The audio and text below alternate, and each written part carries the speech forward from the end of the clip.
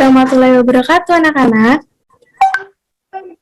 Waalaikumsalam warahmatullahi wabarakatuh. Waalaikumsalam warahmatullahi wabarakatuh. Apakah semuanya dalam keadaan sehat? Sehat, Bu. Alhamdulillah sehat, Bu.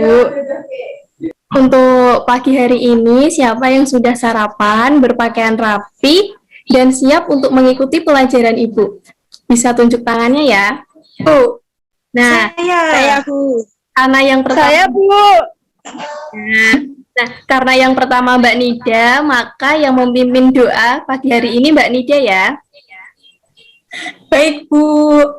Mari teman-teman kita berdoa dalam hati. Berdoa dimulai.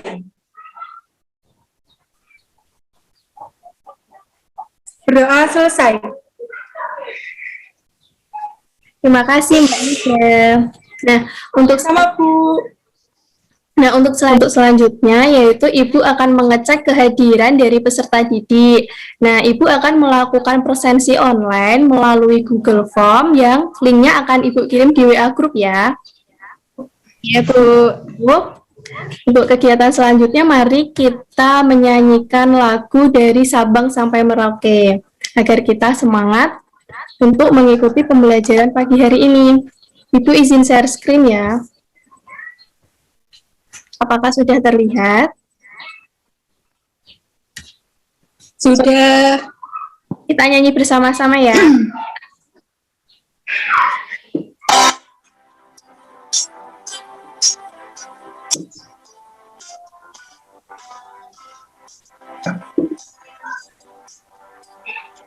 Sabang sampai Merauke berjajar sampai menyambung menjadi satu lagi Indonesia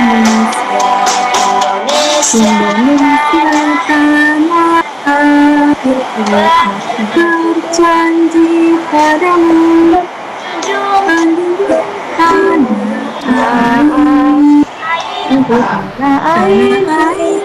Indonesia. Sampai Merauke ini ada kaitannya untuk materi kita pada pagi hari ini. Selamat bertemu kembali dengan Ibu pada pembelajaran IPS dengan muatan pengertian keruangan, interaksi antar ruang, dan sumber daya alam.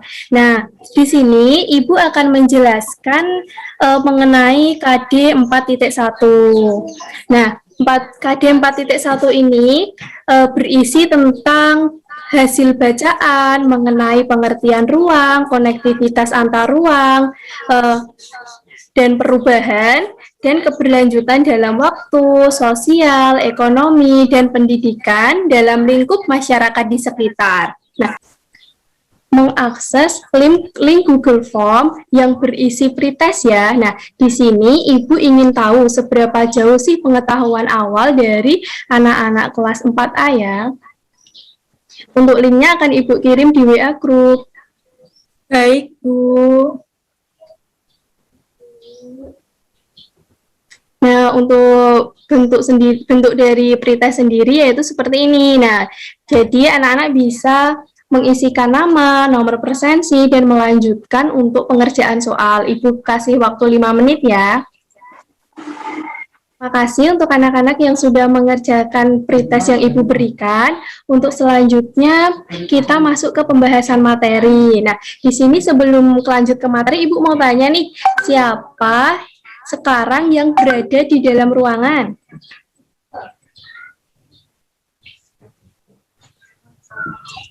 Atau Saya, Bu. Atau berada di luar ruangan? Ataukah ada? Saya di dalam ruangan, Bu.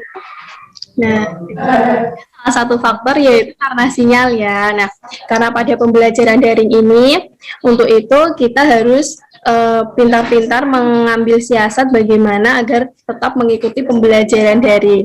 Untuk itu, selanjutnya Ibu akan menayangkan video pembelajaran tentang keruangan dan interaksi antar ruang. Apakah sudah terlihat tampilan videonya, anak-anak? Sudah, Bu. Nah, untuk itu anak-anak bisa mengamati terlebih dahulu ya. Untuk yang belum jelas, nanti bisa ditanyakan di akhir video. Baik, Bu.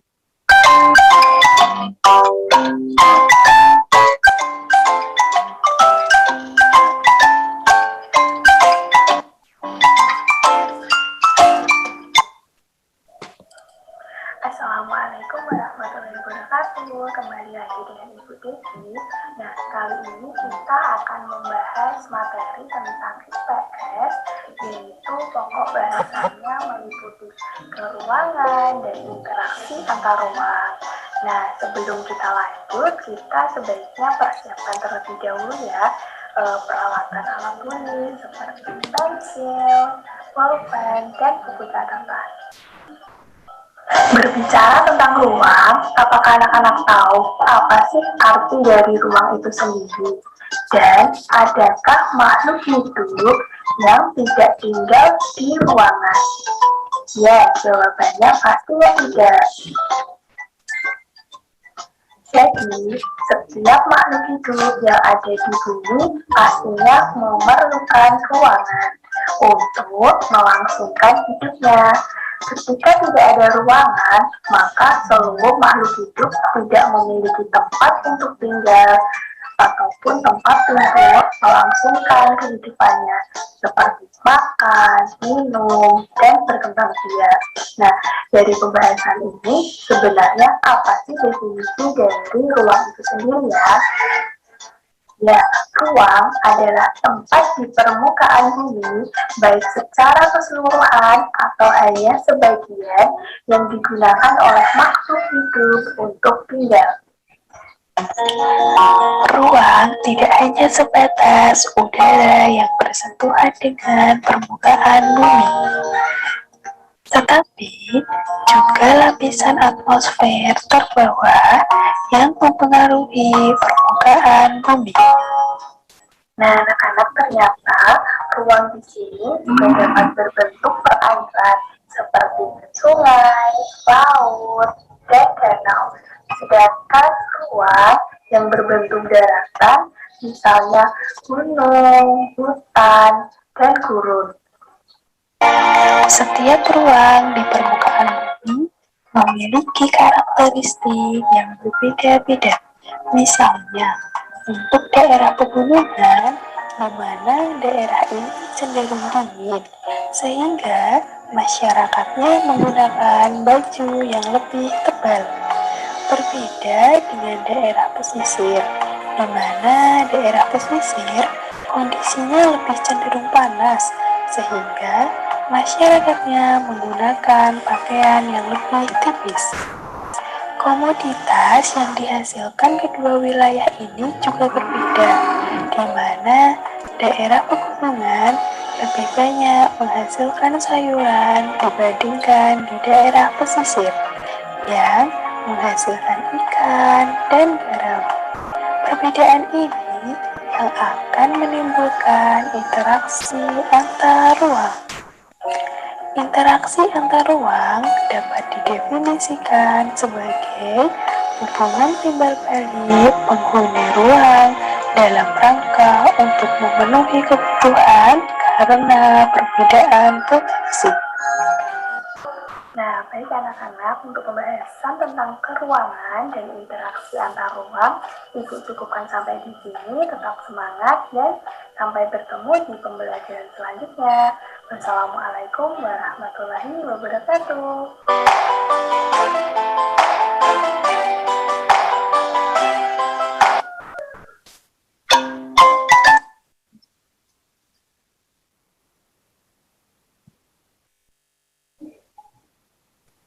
Nah, seperti itu tayangan video pembelajaran dari Ibu. Apakah dari anak-anak ada yang ditanyakan?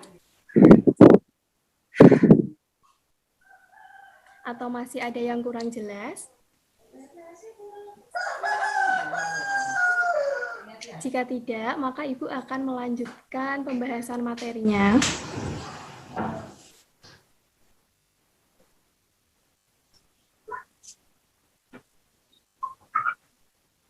Bagaimana anak-anak, ada yang ditanyakan? Belum, Bu. Nah, baik. Untuk itu selanjutnya Ibu akan melanjutkan menjelaskan tentang keruangan. Tapi di sini Ibu akan memanfaatkan media pembelajaran konkret yang disebut dengan kantong buang, yaitu konektivitas antar ruang dalam bingkai gunungan wayang. Tadi kan dijelaskan pengertian ruang dan interaksi antar ruang. Dapat terlihat ada media yang Ibu tampilkan. Apakah terlihat?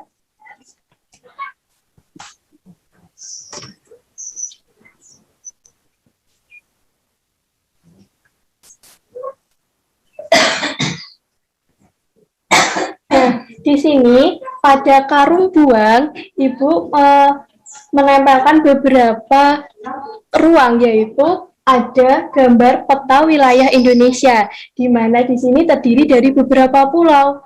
Kemudian di kantong di sini juga terdapat beberapa gambar. Akan Ibu tunjukkan dan mari kita simpulkan bersama-sama ya. Yang pertama yaitu gambar biota laut. Di sini terdiri dari ada ikan, ada air, anemo, dan terumbu karang. Gambar yang kedua yaitu ekosistem hutan. Di sini ada kerbau, ada monyet, dan ada pohon juga. Untuk yang ketiga, di sini yaitu ada gambar pegunungan. Dan yang terakhir yaitu ada gambar ruang kelas. Nah, ruang kelas di sini karena masih pandemi, ruangnya masih kosong ya. Nah, menurut anak-anak dari biota laut, ekosistem hutan, pegunungan, dan ruang kelas. Dari keempat gambar ini, mana sih yang termasuk ruang? Ayo, siapa yang mau jawab?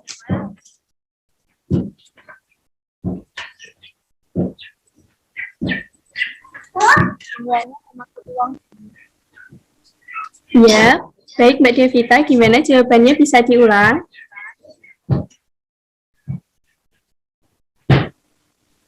Semuanya termasuk ruang. Ya, benar sekali. Jadi, dari keempat gambar ini adalah termasuk ruang. Kenapa? Pada ruang kelas di sini lebih spesifik, yaitu lingkupnya yang lebih kecil. Sedangkan pada pegunungan, ini lingkupnya lebih besar, yaitu ada gunung, ada hutan, ada ruang udara, dan lain-lain. Dari sini ada yang ditanyakan atau yang kurang jelas? Atau Ibu lanjut ke materi selanjutnya? Boleh, Bu. Ya, baik. Contoh di sini yaitu Pulau Sumatera dengan komoditasnya kelapa dan karet. Sedangkan di Jawa itu ada padi dan ada teh, kadang juga ada kopi. Nah, sedangkan di Kalimantan, di sini kebanyakan yaitu ada pohon aren, kemudian di Sulawesi yaitu terdapat kopi. Sedangkan di Pulau Papua sendiri, di sini mereka banyak terdapat komoditas sagu. Nah, dari komoditas inilah nanti yang akan terjalin adanya interaksi. Nah, kemudian Ibu mau tanya, dari segala kekayaan yang ada di Indonesia, biasanya itu sering disebut dengan apa sih? Ada yang mau jawab? Dari kekayaan-kekayaan yang ada di setiap pulau, ada kelapa, ada sagu. Nah, ini sering disebut dengan apa ya? Kekayaan itu saya tahu. Iya, Mbak Lutfi, apa? Sumber daya angin. Salah alam. Iya, yang benar adalah sumber daya alam. Terima kasih Mbak Lutfi. Nah, dari sini definisi sebenarnya dari sumber daya alam itu apa sih? Ada yang tahu? Tidak tahu, Bu. Yang lain? Mbak Aulia Siva atau Mbak Indah Nur? padat. Mbak Siva, mau menjawab pertanyaan Ibu? Maaf Bu, tadi pertanyaannya apa ya?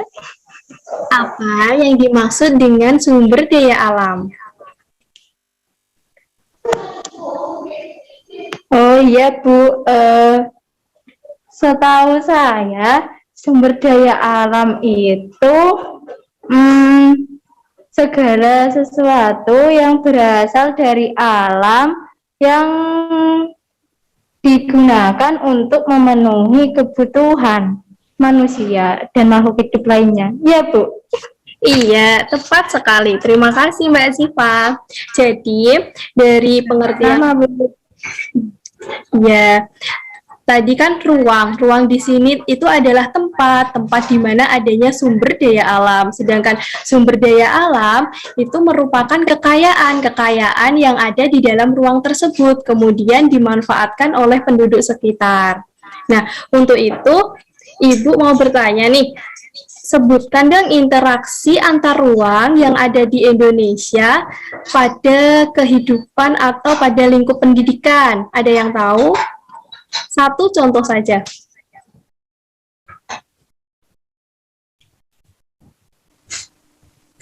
Pertukaran antar pelajar.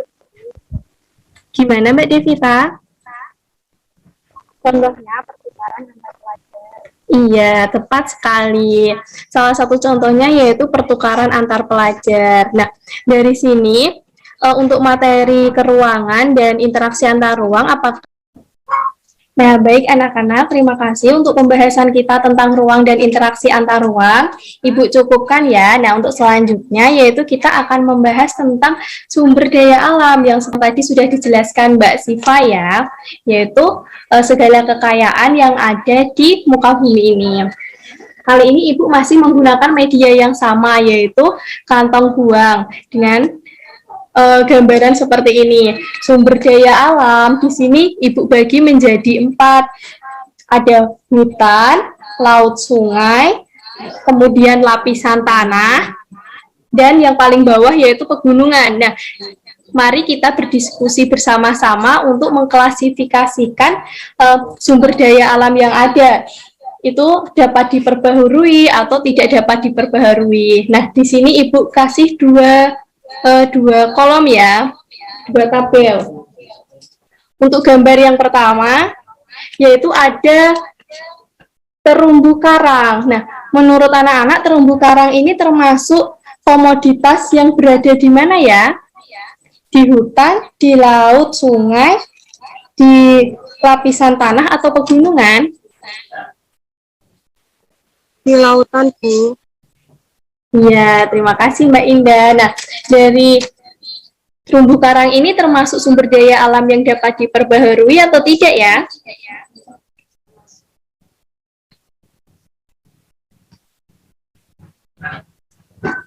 Ayo, siapa yang mau jawab?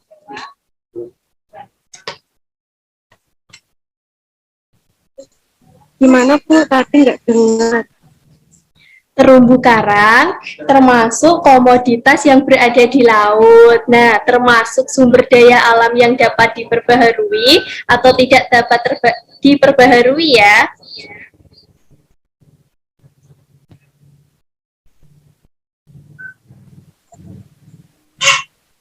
Sepertinya bisa diperbarui, Bu. Benar Ya, tepat sekali. Jadi, terumbu karang adalah sumber daya alam yang dapat diperbaharui. Maka, Ibu tempel di sini ya. Untuk selanjutnya yaitu ada rumput laut. Maka berada di komoditas di lautan. lautan yang dapat diperbarui. Iya. Untuk selanjutnya yaitu kopi. Maka ada di hutan, di pegunungan, Bu. Iya, pegunungan dapat diperbaharui atau tidak? Iya, dapat diperbarui nanti di Iya, di sini. Jadi berada di pegunungan dan termasuk sumber daya alam yang dapat diperbaharui. Ibu ada 2 gambar. Gambar yang pertama yaitu burung hantu, dan yang gambar kedua adalah minyak bumi. Burung hantu berada di hutan dan dapat diperbarui. dapat diperbarui. Untuk yang minyak bumi sendiri, Tidak dapat diperbarui, Bu. iya, jadi letaknya berada di lapisan bumi, tapi tidak dapat diperbaharui. Nah, siapa nih yang mau menyimpulkan dari hasil diskusi kali ini mengenai sumber daya alam? Mbak Indah mungkin, atau Devita?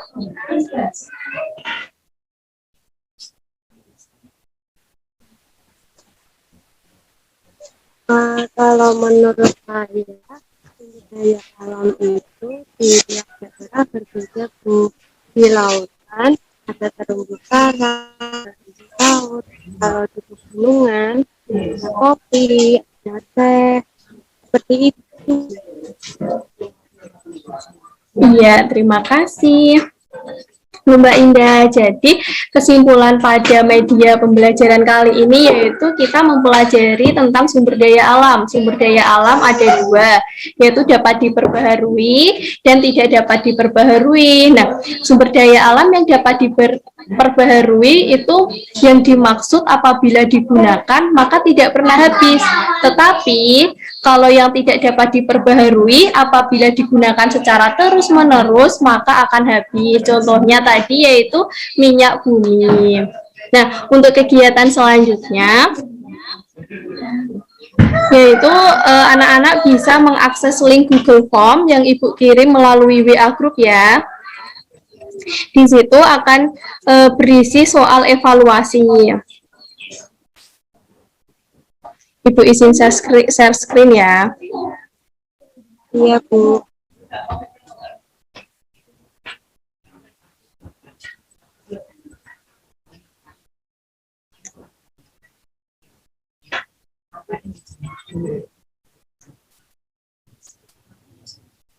Nah, ini adalah bentuk dari post test.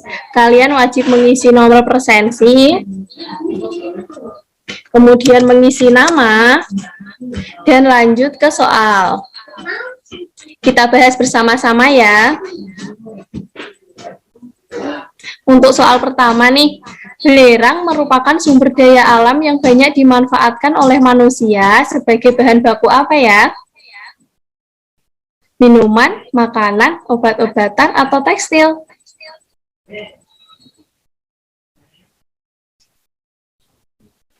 Obat-obatan, Bu. Iya. Obat-obat. Nah, jadi seperti ini ya cara mengerjakannya. Sebentar, Ibu isi acak dulu untuk melihat slide selanjutnya.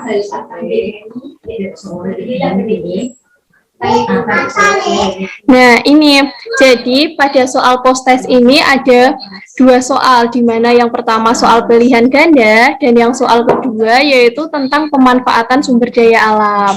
Untuk penugasannya Ibu kasih waktu 1 minggu ya untuk pengerjaan. Sedangkan pada yang lembar kedua, anak-anak bisa menuliskan tabel pada lembar folio, kemudian difoto dan ditambahkan file. Ketika sudah semua, maka tinggal dikirim. Bagaimana anak-anak? Ada yang mau ditanyakan? Batas pengumpulannya kapan, Bu? Gimana?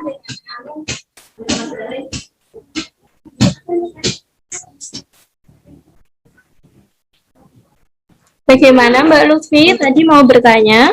Batas pengumpulannya kapan ya? Ya, untuk batas pengumpulannya Ibu kasih waktu 1 minggu. Jadi sebelum pertemuan Ibu pada hari Kamis minggu depan, jadi pada hari Rabu, anak-anak bisa mengumpulkan pada Google Form ya. Jadi terakhirnya hari Rabu. Iya, Bu. Makasih. Ya, Bu.